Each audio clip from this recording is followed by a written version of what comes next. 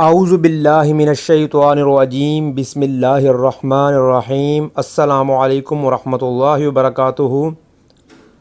मुअज़्ज़िज़ नाज़रीन, आप देख रहे हैं ज़ोया लाइफ हेल्थ केयर। और जैसा कि आप जानते हैं कि आज की इस वीडियो में मर्द हज़रात के लिए एक ख़ास अमल बताया जाएगा।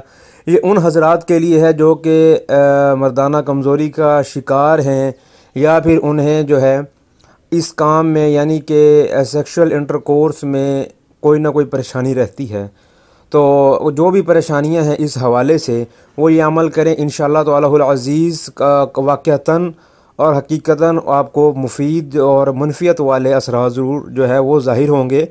अमल करने के लिए आपने पहले दो बातें जहन में रखनी है कि कोई भी अमल या कोई भी वजीफ़ा करने से पहले आपका बावज़ू होना, आपका 5 वक्त का नमाज़ी होना बड़ा लाजमी है। अब ये नहीं है कि आप दुनिया जहान के गुनाह करते रहें और आप फिर जो है कोई भी नीयत से अमल करने लग जाएं और फिर आप जो है आपको कोई भी जो है फ़र्क महसूस ना हो, तो फिर आप सबसे पहले अपने आप को ठीक करें।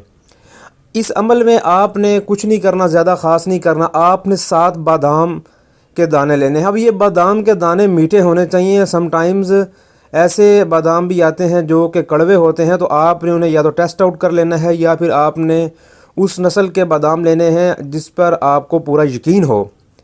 और ये लेने के बाद आपने साथ ही खजूरें लेनी है।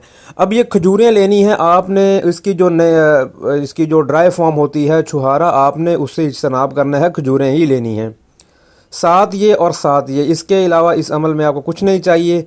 शीशे के पॉट में, शीशे के बर्तन में आपने ये तमाम डालने हैं, लेकिन डालने से पहले आपने ये बात याद रखनी है कि 7 बादामों पर 7 दफ़ा ही सूरह यासीन पढ़नी है आपने। और ये आपने अमल फजर की नमाज के बाद जब सूरज तुलू होता है तो उस वक्त आपने ये अमल करना है।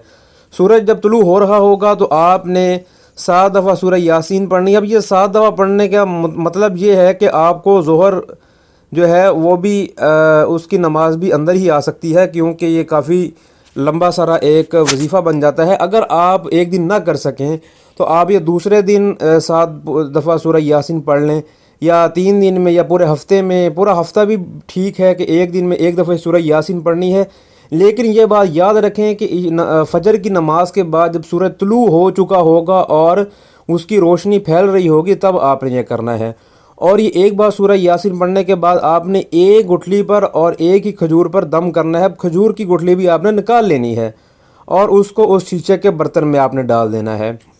और ये अगर 7 दिन आप कर रहे हैं तो 7 दिन ही आपने डालते जाना है। उस पानी को आपने रिप्लेस नहीं करना, ये बात आपने याद रखनी है।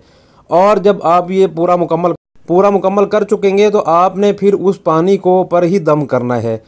उसको अब यूज़ करने का तरीका ये है कि रात सोने से पहले आपने उसको पीना है।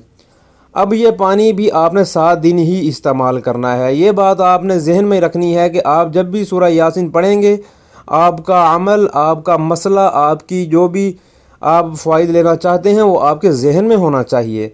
7 बार जब ये कर चुके होंगे आप, तो उस बार पानी जो होगा वो आपने रात ईशा सोने से पहले पीना होगा। अब अगर टेस्ट की बात की जाए तो इस पानी का जो टेस्ट होगा वो कोई इतना उम्दा तो नहीं होगा, लेकिन आपने 1 घूंट या 2 घूंट या 3 घूंट पी के सोना है, ताकि आपने ऐसी यूँ समझ लीजिए कि सैचुरेशन में पानी यूज़ करना है कि वो 7 दिन आप उसे यूज़ कर चुके हों। तो इंशाअल्लाह ताला अज़ीज़ आपका यह मसला काफ़ी हद तक सॉल्व हो जाएगा अल्लाह के फजल व करम से। मज़ीद इस मामले में कुछ भी आपको नहीं समझ आ रहा तो आप कमेंट कीजिए, इंशाअल्लाह हम आपको जवाब देंगे। अस्सलामु अलैकुम वरहमतुल्लाहि वबरकातुहू।